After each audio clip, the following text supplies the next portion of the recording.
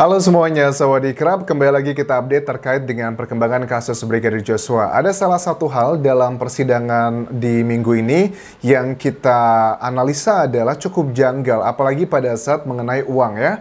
Uang yang ada di rekening Bank BNI yang di situ atas namanya adalah Bribka Riki Rizal dan juga Brigadir Joshua. Tetapi dari Putri Chandrawati dan juga Verdi Sambo, mereka semua sepakat mengakui bahwa uang yang berada di rekening atas nama mereka semua itu paling tidak ada 3 rekening yang diketahui dalam persidangan ini semuanya adalah milik dari Verdi Sambo. Dia pun sudah jelas mengatakan di persidangan, semua uang tersebut adalah milik saya. Terus tujuannya apa dong? Kenapa kok mereka yang ada namanya? Kalau secara dari banknya kan pasti untuk mengetahui siapakah pemilik uang tersebut ya, artinya siapa yang tertulis di situ. Indikasi adalah mengenai pencucian uang, karena dengan penghasilan seorang Verdi Sambo di video sebelumnya aku bahas bahwa paling tidak dengan tunjangan ini dan itu maksimal penghasilan Verdi Sambo itu sekitar 40 juta. Tetapi dengan biaya yang dikeluarkan dari rumah di Jakarta dan juga Magelang,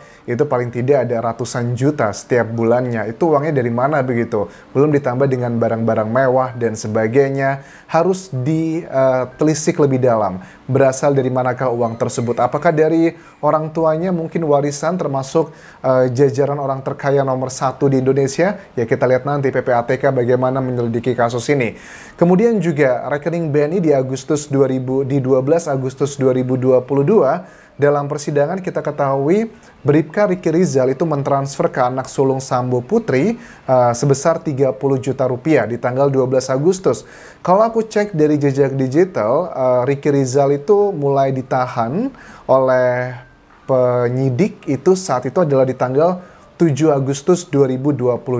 Ada beberapa kemungkinan, yang terbesarnya adalah pertama berarti yang megang uang, yang megang rekening ataupun juga handphone atau alat komunikasi untuk melakukan ya sekarang adalah mobile banking ya, ataupun juga internet banking. Berarti bukan Riki Rizal lagi yang megangnya, yang megang adalah kalau tanggal 7 Agustus tahu aku Putri Chandrawati belum ditahan ya teman-teman ya, masih belum ditahan setahu aku, please correct me if I'm wrong. Berarti kemungkinan besar yang pertama adalah untuk alat telekomunikasi dipegangnya untuk yang handphone tersebut sama Putri Chandrawati atau orang lain lagi, itu yang pertama. Atau yang kedua, apa jangan-jangan Riki Rizal pada saat di penjara juga megang handphone? Apakah seperti itu? Itu juga dugaan yang menjadi kemungkinan kedua, karena kan dengan data yang disampaikan dari petugas Bank BNI ini di 12 Agustus 2022 ada transfer uang 30 juta rupiah untuk putrinya Sambo yang sulung kan. Harus dijelaskan, kan nggak mungkin dong kita sudah mendapatkan data lantas dijabarkan begitu aja. Kita harus tahu alasannya kenapa seperti itu.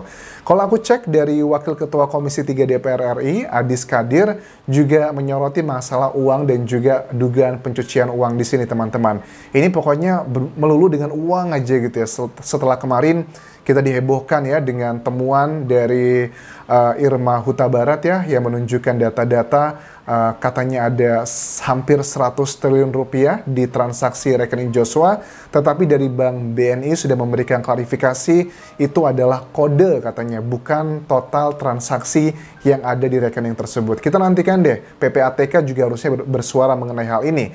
Atau Bank Indonesia, apakah benar Rp 99 triliun itu adalah kode yang biasanya dipakai untuk rekening-rekening yang sedang dibekukan dalam urusan untuk mencari keadilan di masyarakat.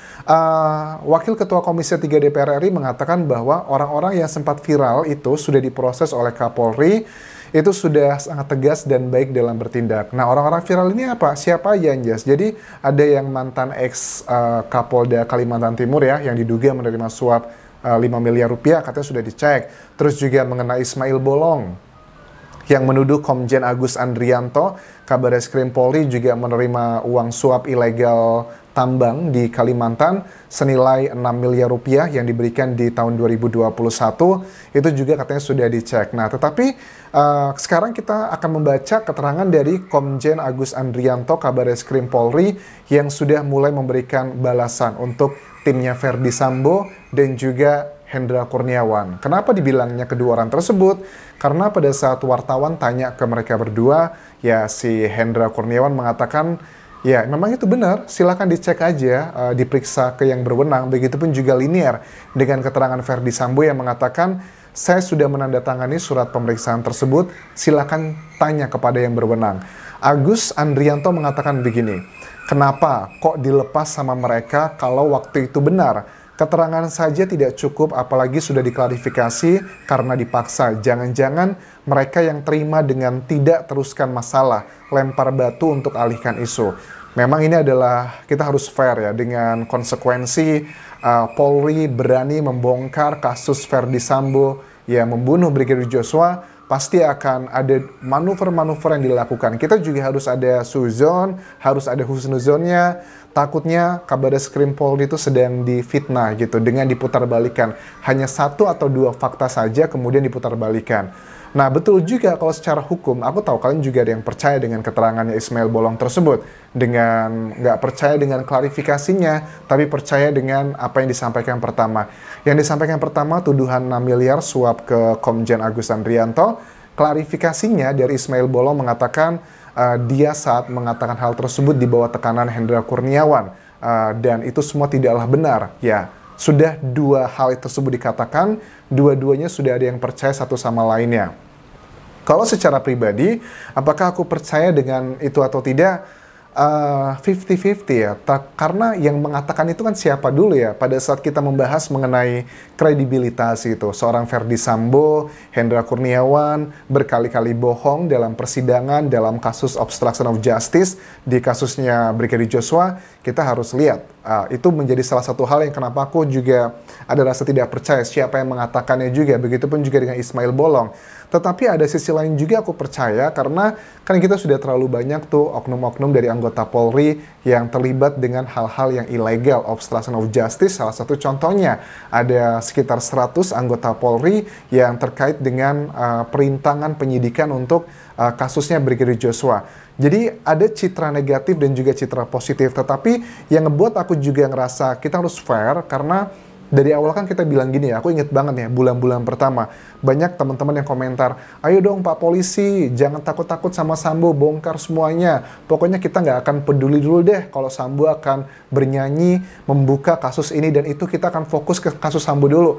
Nah itu juga bagian yang menurut aku kita juga harus fair, kita nggak boleh langsung menghakimi Kabareskrim Polri karena beliau ini jabatannya adalah di Kabareskrim Polri kan yang juga menangani kasusnya Sambo. Tetapi kalau memang ini beneran ya harus ditindaklanjuti juga. Secara hukum kan kita nggak bisa ya menuduh seseorang hanya dengan alat bukti satu aja. Keterangan dari saksi adalah satu alat bukti, tetapi masih ada keterangan terdakwa, keterangan ahli, petunjuk dan juga surat, dan dibutuhkan dua alat bukti untuk menentukan satu orang itu adalah sebagai tersangka. Komjen Agus Andrianto makanya kan menantang begini untuk Verdi Sambo dan juga Hendra Kurniawan, kenapa kok dilepas sama mereka kalau waktu itu benar? Keterangan saja, keterangan dari saksi ya jatuhnya ini itu tidak cukup, apalagi sudah diklarifikasi sama yang orang mengatakan tuduhan tersebut, itu kan sudah berguguran, nggak ada lagi alat bukti yang mengarah ke sana, kecuali ditemukan misalnya di ruangannya, kan dikatakan dari Ismail Bolong itu, dia memberikan uang itu dalam bentuk langsung ya, datang langsung ke kantornya. Ya tunjukkan saja CCTV-nya atau uang atau foto bersama atau jejak digital yang seperti itu juga harus ditunjukkan. Karena ya hanya keterangan doang saja. Bahkan dikatakan Ismail Bolong itu malah menurut Komjen Agus Andrianto sama sekali tidak pernah ketemu dia. Nah ini adalah kita butuhkan adalah lebih ke bukti yang kayak foto atau mungkin rekaman apa tertentu, transaksi uang, itu yang harus dibuktikan, bukan sekedar hanya kata-kata aja. Nah, sudah dikatakan dari Adis Kadir, Wakil Ketua Komisi 3 DPR RI, Kapolri sudah bertindak dan sudah memeriksa, sedang memeriksa Ismail Bolong untuk menyelidiki lebih dalam lagi. Terus di bagian hak persidangan yang lain mengenai Kodir ya, ART dari Verdi Sambo.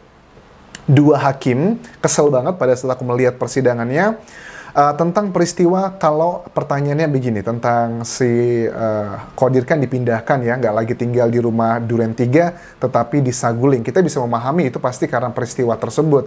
Tetapi pada saat hakim tanya, Anda dipindahkan ke Saguling, terus siapa yang mengurus rumah di Duren 3? Apakah gara-gara kejadian itu Kodirnya mengatakan, saya tidak tahu, saya tidak tahu. Ini kayaknya di set gitu ya. Kata-katanya saya tidak tahu mulu dan siap gitu sama Kodir.